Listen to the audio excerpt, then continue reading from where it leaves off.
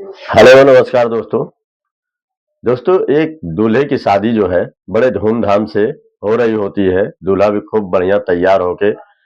जो है गाड़ी पे बैठ के बारात निकालता है और वहीं पे दुल्हन के यहाँ भी जो है बहुत ही जोर शोर से तैयारी बहुत ही अच्छे से हो रही होती है। सब में खुशी की उमंग होती है, सब लोग खुश रहते हैं। देखने में लग रहा था कि वाकई ये लोग की जो बारात है बहुत ही अच्छी है, बहुत ही अच्छे ढंग से जा रही है और बहुत ही संपन्न लोग हैं और गजब का खुशी का माहौल था। हर लोग झूम रहे थे, नाच रहे थे और उसी बीच दोस्तों क्या होता है कि गाड़ी निकलती है और निकलने के बाद कम से कम 45 किलोमीटर दूरी पे जाती है और जाने के बाद वहीं पर से दूल्हा जो है गाड़ी से निकलता है और निकलने के बाद जो है वहीं एक रेलवे ट्रैक पे कूद के जो है अपनी जान दे देता है। तो ये दोस्तों आपको सोच के सुनकर बहुत ही हैरानी होगी कि कोई लड़का क्या जबरदस्ती शादी हो रही थी या कि कैसे वो किस तरीके से कोई लड़के दूल्हे की बढ़िया धूमधाम से शादी हो रही हो, निकल के वो जा रहा हो और बारात जाने के बाद वो बीच रास्ते में खुदकुशी कर ले। तो ये दोस्तों सुनकर आपको बहुत ही हैरानी होगी, लेकिन ये दोस्तों आप लोगों को पूरी कहानी आपको विस्तार पूर्वक सुनाऊंगा और सुन को आपकी ये सच्ची घटना है दोस्तों, कोई फेक नहीं है और आपको भी सुनने में थोड़ा अटपटा लगेगा कि इस तरीके की घटना कैसे हो जाती है। तो ये दोस्तों ये कहानी पूरी आपको विस्तार पूर्वक सुना रहा हूँ, ध्यान पूर्वक सुनिएगा और कहानी अच्छी लगी तो लाइक शेयर कमेंट जरूर करिएगा और हमारे कहानी में लास्ट तक बने रहिएगा। आपको इससे बहुत बड़ी सीख भी मिलने वाली है और समझ में भी आएगा और हमारे चैनल पर नए हैं तो लाइक सब्सक्राइब जरूर कर दीजिएगा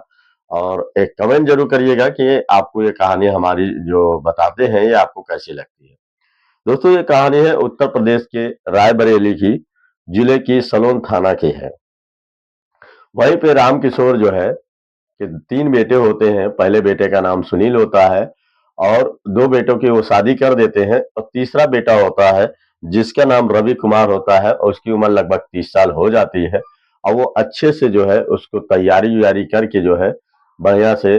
तैयारी करके दूल्हा की तैयारी की जाती है जैसे होता है। और ये दोस्तों जहाँ पे ये शादी हो रही थी, ये मऊ मऊ जिले में एक घोसी पड़ता है, वहीं पे बारात जानी होती है और उसमें जो उन आनंद कुमार यादव जी होते हैं, उनकी वो बहन होती है और बड़े धूमधाम से वहाँ भी शादी की जश्न चल रहा होता है और इधर से दूल्हे की बारात भी लगभग तैयारी पे थी। बढ़िया से सब सारी गाड़ियां सजाई जाती हैं, सारे नाते रिश्तेदार आते हैं और सब लोग बढ़िया से तैयार होते हैं और हर आदमी खुशी के माहौल में झूम रहा होता है, गाड़ियां सजाई जाती हैं। ज्यादातर ये मारुति कार बुक किए हुए थे, छोटी गाड़ी थी मारुति, सबको जाना था। दूल्हे की गाड़ी बहुत बढ़िया से सजाई जाती है, दूल्हे के साथ जो उसके दोस्त भी बैठते हैं, सब लोग खुशी से झूम रहे होते हैं। सबके लिए खुशी की लहर थी कि हम लोग आज मेरे यार की शादी है कहते हुए जा रहे थे और बड़ा मजा आ रहा था। घर के लोग जो लड़कियां थी और ये औरतें थी, उनकी बुआ थी, वो सब डांस में मशगूल थे, सबका एक खुशी की लहर थी और लड़का भी खुशी खुशी था क्योंकि भी खुशी नजर आ रहा था, खुश था वो, क्योंकि उसको जहाँ शादी थी वो 6 महीना पहले से ही उसकी गोदभराई उदभराई हो चुकी थी, मतलब सगाई हो चुकी थी और उसके बाद ये शादी का प्रोग्राम रचा गया था और सब लोग खुश थे, ये भी खुश था। लड़कियों से बात, वो जो शादी जिससे हो रही थी उससे बात भी किया करता था, तो लगभग ठीक ही ठाक था, कोई वैसी बात नहीं थी कि आदमी की जबरदस्ती कोई शादी कर रहा हो। तो दोस्तों होता क्या है कि सब खुशी का माहौल था, सब लोग अच्छे तरीके से तैयार होके सब अपनी अपनी गाड़ी में बैठते हैं और दूल्हा की गाड़ी जब सजा दी जाती है तो उनके साथ कुछ दोस्त बैठते हैं और कुछ रिश्तेदार बैठते हैं और उसके बाद रवि जो है, रवि कुमार भी बैठता है और बैठने के बाद बारात निकलती है धूमधाम से, जोरों शोरों से, सब लोग खुश रहते हैं और वहां से जब सारे कार्यक्रम हो जाते हैं तो बारात आगे की ओर निकल जाती है और निकलने के बाद बारात कुछ दूरी पे जाती है तो वहां से लगभग 3 बजे बारात निकलने की समय होता है। बारात 3 बजे निकलती है क्योंकि दूर का सफर था, क्योंकि मऊ जाना था, मऊ वहां से काफी दूर था। तो उसके बाद जब ये कुछ दूरी पे निकलते हैं, कम से कम 40 से 45 किलोमीटर की दूरी पे जब जाते हैं तो वहीं पे एक अमेठी अमेठी से सेठा चौराहा होता है, पहुंचती है तो वहीं पे एक ब्रिज होता है और ब्रिज के बाद जो है काफी भीड़ लगी होती है, तो क्या करता है कि वहीं से ये जो रवि कुमार होता है गाड़ी का अपना खोलता है और गाड़ी खोलने के बाद धीरे से निकल जाता है। और गाड़ी निकलने के बाद जो है वो इधर उधर घूमता है, रिश्तेदार उसको देखने लगते हैं कि आखिर रवि ये कहाँ है, किस जगह है। फिर वो धीरे से वहीं पे एक ब्रिज होता है, ब्रिज के ऊपर चढ़ के वो उधर से दूसरी तरफ कूद जाता है और कूदने के बाद वो आगे निकल जाता है। तो इससे कुछ रिश्तेदार बताते हैं कि अरे वो रवि कुमार कहीं पता नहीं चल रहा है, वो गाड़ी से निकल गया है, कहीं गया है इधर उधर, समझ में नहीं आ रहा। तो ये लोग अपने उसके जो छोटा भाई जो उससे जो बड़ा भाई है उसको सुनील कुमार यादव नाम रहता है, उससे बताते हैं उनके रिश्तेदार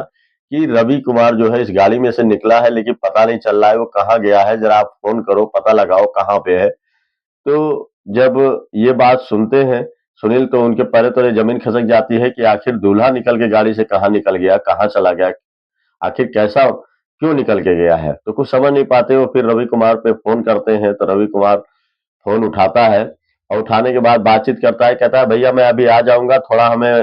टॉयलेट लगी थी, थोड़ा बाहर निकल आए और निकलने के बाद अभी मैं आ जाऊंगा, आप परेशान मत होइए। तो इससे फिर वो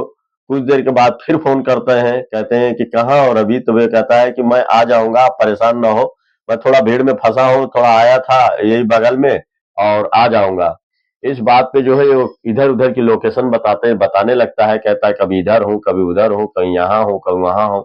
इसी तरह बताते बताते ये लोग समझ में नहीं आता है कि आखिर रवि कुमार इतना देरी क्यों कर रहा है, आखिर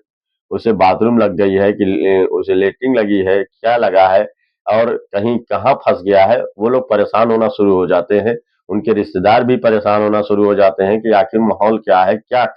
क्या करना है। फिर वो जब उसके घर वाले जब काफी परेशान होते हैं, परेशान होने के बाद जब रात के जो है 8 बज जाते हैं, जब 8 बज जाते हैं तो उसके बाद जो है फ़ोन उसका स्विच ऑफ हो जाता है और जब फ़ोन स्विच ऑफ हो जाता है तो सब लोग घबराना शुरू कर देते हैं कि आखिर ये रवि गया तो कहाँ गया, इसका फ़ोन स्विच ऑफ कैसे हो गया। फिर उसके बाद सब में घबराहट पैदा हो जाती है कि आखिर ये रवि गया तो कहाँ गया और उसने उसका फ़ोन कैसे स्विच ऑफ हो गया और आखिर इतनी लापरवाही कैसे है कि उसको बारात जानी थी और बारात में ही जाने से पहले वो कहीं गायब हो गया। तो इससे घबराहट सबको होने लगती है और 9:30 बजे वहीं पे जो है एक फ़ोन आता है सुनील कुमार पे, जो उसके बड़े भाई पे फ़ोन आता है। तो वही अमेठी के जो गौरीगंज रेलवे ट्रैक होता है, वहीं से वहीं की पुलिस जो है फोन करती है कि यहाँ पे एक युवक पड़ा हुआ है जिसकी मौत हो गई है, ट्रेन के आगे कूद गया है और उसकी मौत हो गई है, पैंट शर्ट पहने हुए है और उसके पैंट में आईडी थी और आपका फोन नंबर था, इसलिए हम लोग ने फोन किया। अब जैसे ही वो सुनते हैं सुनील कुमार, उनके सुन के हालत खराब हो जाती है और मातम में बदल जाता है, सब रोने गाने लगते हैं और सबके हालत खराब हो जाती है। पूरी जो खुशी की लहर थी एकदम रोने धोने में बदल जाती है, सबका बुरा हाल हो जाता है। ये बात लड़की के घर के पता चलता है तो लड़की के घर वाले भी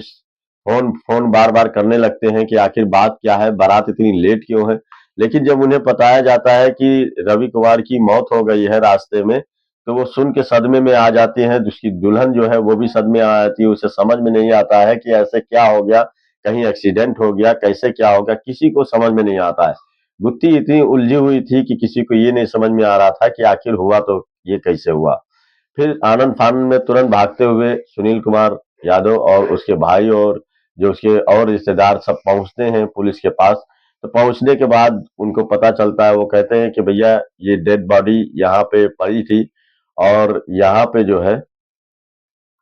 वो जो प्रतापगढ़ से लखनऊ की ओर एक जो ट्रेन आती है वही ट्रेन आ रही थी और आने के बाद ये वहां पे खड़ा हुआ था ट्रेन के आगे और वहीं पर से जो है जैसे ही ट्रेन आगे निकली बस ये वहीं से कूद गया और कूदने के बाद इसने आत्महत्या कर ली है। तो आखिर क्या है, किस तरीके से कैसा मैटर है, ये क्यों आत्महत्या किया है, पुलिस जब पूछती है तो सुनील कुमार यादव बोलने लगते हैं कि ये तो पहली चीज हम लोग को भी पता नहीं कि आखिर इसने ऐसा क्यों किया और ये तो शादी में जा रहा था और दूल्हे का ड्रेस पहना हुआ था,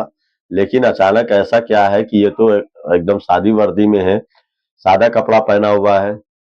तो उसको समझ में नहीं आता कि आखिर इतनी जल्दी इसने किया कैसे। तो बाद में पता चलता है कि ये एक अटैची होती है, अटैची में इसके जो है दूल्हे का कपड़ा रखा रहता है। तो अटैची जब देखी जाती है तो उसमें पता चलता है कि इसके सादे कपड़े जो सिंपल कपड़े थे उसी में रखे हुए थे, और उसको निकाल के वो ट्रेन